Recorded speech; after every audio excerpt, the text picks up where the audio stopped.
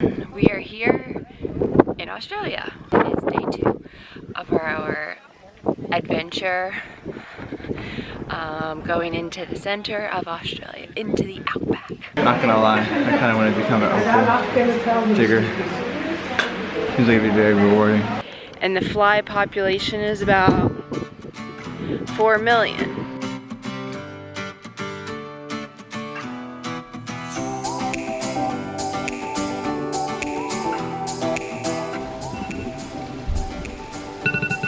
Time to start the day.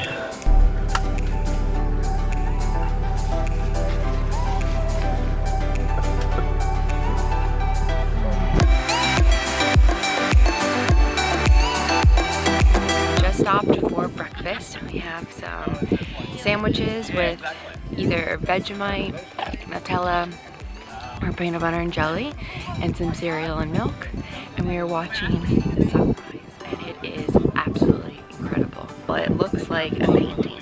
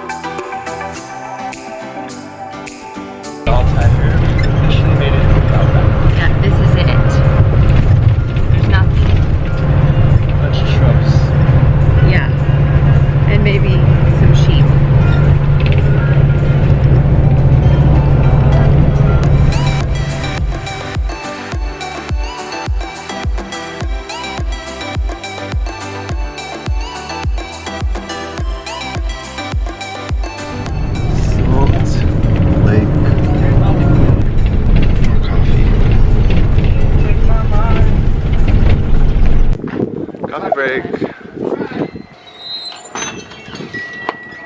The last gas station or petrol stop.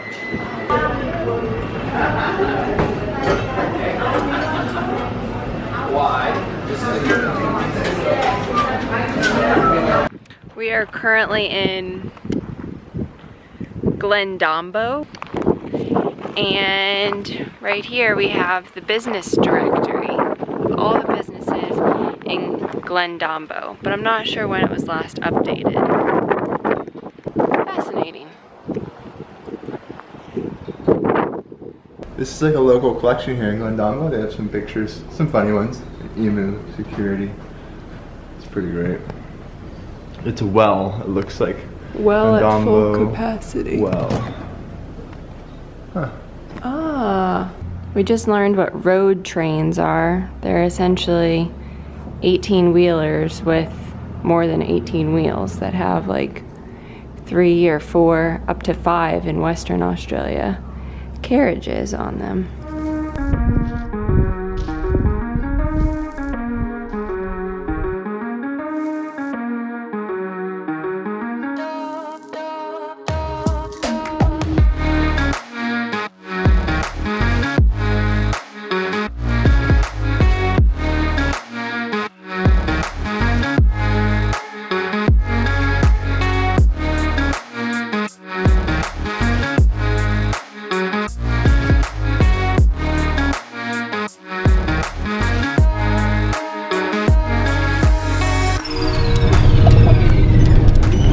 Coober Pedy.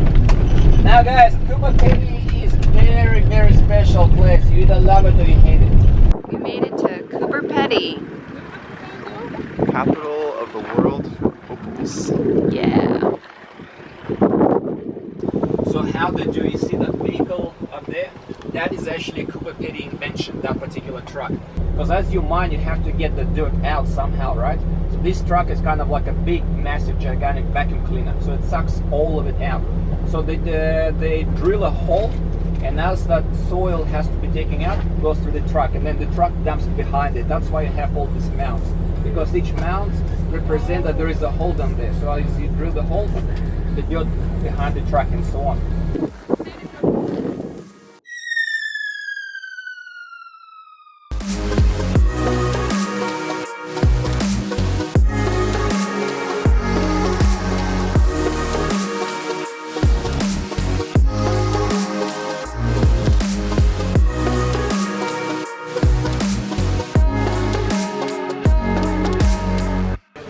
We are Coober Pedy.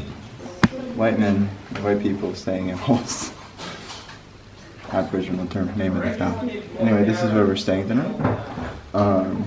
We have kind of a bunch of bunk beds set up. There's an opal mine on the other side of this that we're going to be exploring after lunch. And here's our accommodations. We're underground. If I didn't say that, we're underground. Yeah. In a hole. There's one entrance that way. Crazy. It's nice and cool down here. It is. It feels like a prison. We're about to head into an opal mine, and so we are getting a tour, learning about opals, mining, and the Coober Pedy area.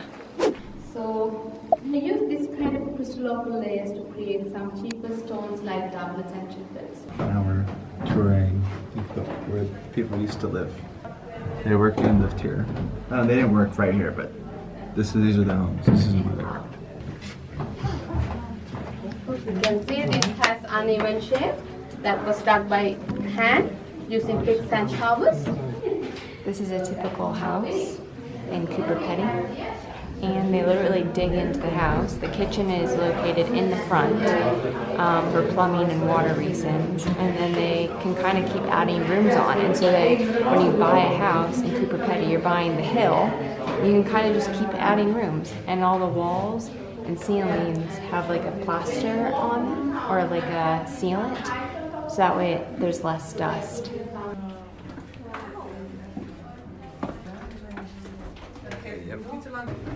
And last one is the moving.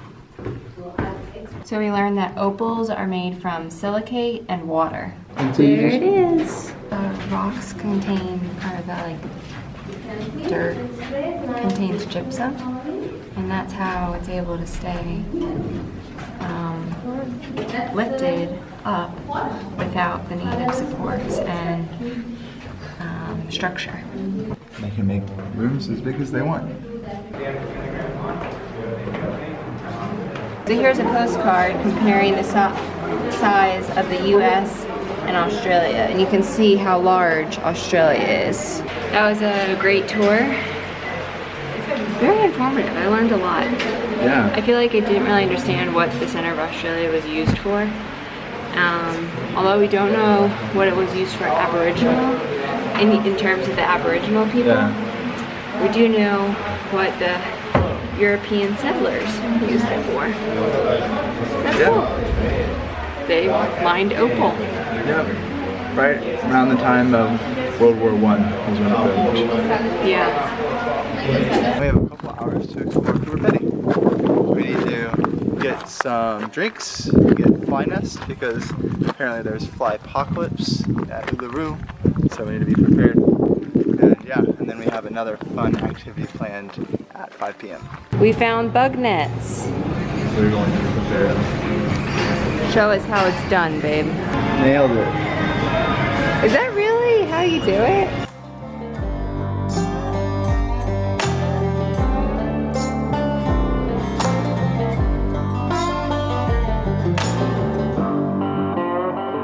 Here we go.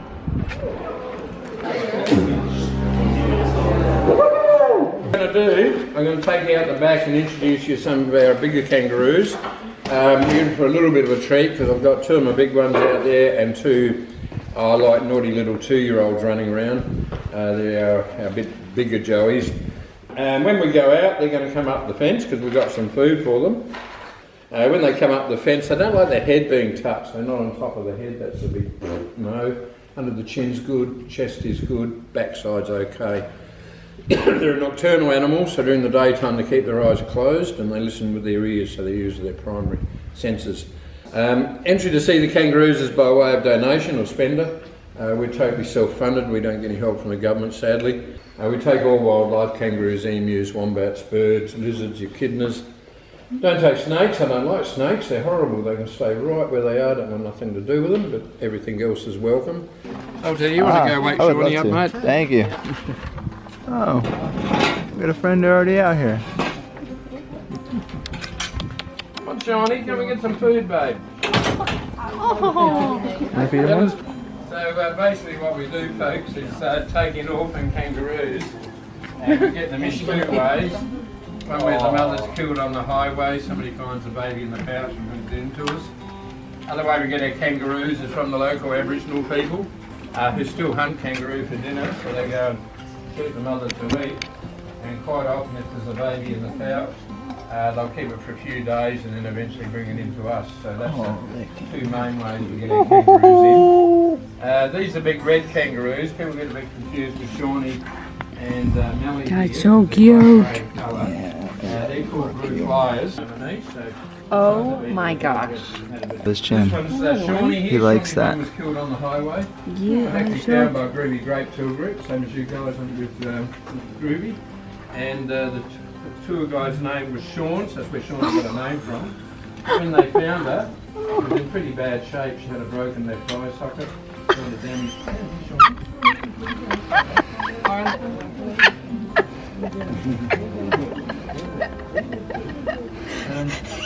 she had a broken left eye socket. She's healed up really well, and the only permanent scar she has as part of her nose is missing on the left-hand side. Yes, you get to win that. You think you're tough, do you? You're tough. Come on, I'll take you on. See, we're ready. Yes, your ears. You're going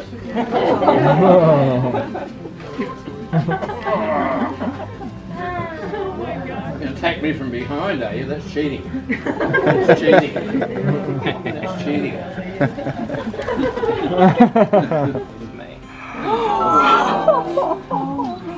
Little Esme here.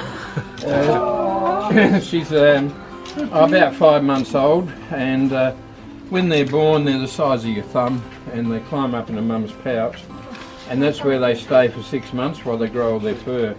Once they've got all their fur, then the mother kangaroo starts pushing them out of the pouch to learn how to hop and stand and get around, and also learn to go to the toilet outside the pouch rather than inside. Saves mum a bit of housework. So little Esme here, she's about another month off coming out the pouch, and so she's got a sort of like a coating, almost like a coating of down over her body now, but she's really pink down the front. The milk we feed her, this is a special low lactose milk, so all Australian wildlife is lactose intolerant. But she's doing really well. Her mum was hunted and shot on Saturday night, last Saturday night, and the Aboriginal people that hunted the mother brought her into us on Sunday morning, so that was really good. They brought her pretty well straight in. So Jenny and Melly in there, they're at the stage where the mother will be saying, no, you can't go back in the pouch. So they're around about 9.5 or 10 months old. And they can't stay out of the pouch until they learn to lay down on the ground. So both Melly and Jenny can do that. So when they get tired, they don't have to get back into the pouch, they can actually lay down. It's quite funny to watch them learn how to do that, because they know they've got to lay down. So they go around in circles trying to put their backside down and trying to work out how to do it. And when they put it down, it scares them, so they jump straight up again. So it's like, almost like a pantomime for about a week. So these kangaroos will going around in circles, laying down and jumping up again, so it scares them. But they're quite funny. Oh, you're thinking of food.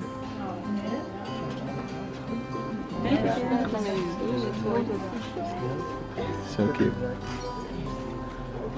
The kangaroo sanctuary was really cool. We've been to a couple other kangaroo, we went to the kangaroo, I guess, sanctuary in Brisbane, but it was a lot more commercialized and it was kind of like a zoo, which is fine. But here it's just he rescues kangaroos, and the size of this area that this guy works with is the size of Germany. And he's the one person that does it, and it's a non-profit, and there's no government support. It's really awesome. And now we're heading back. Maybe chill for a little bit. Pizza's at 7:30. An hour from now, pizza. Can't wait.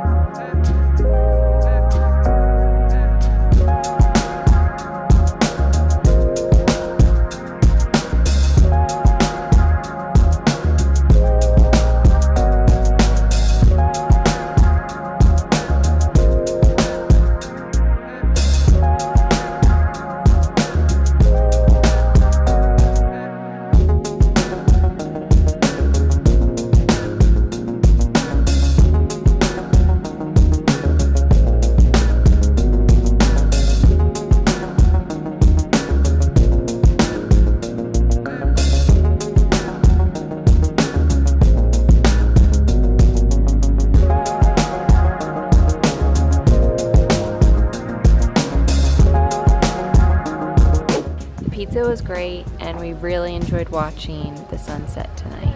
It was absolutely incredible. We enjoyed our time in Coober Pedy, and tomorrow we have another early wake-up call.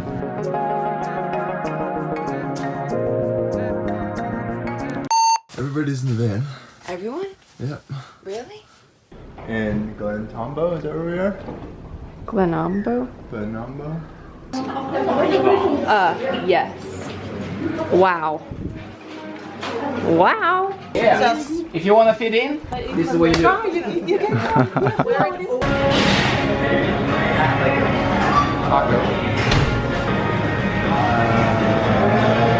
guessing this part is I think my hat might be too big.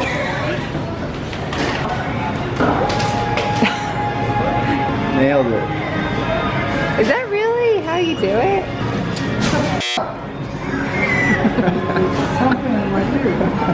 I'm doing it this way. I feel protected. I feel really protected right now. It's like touching my chin, but that's okay.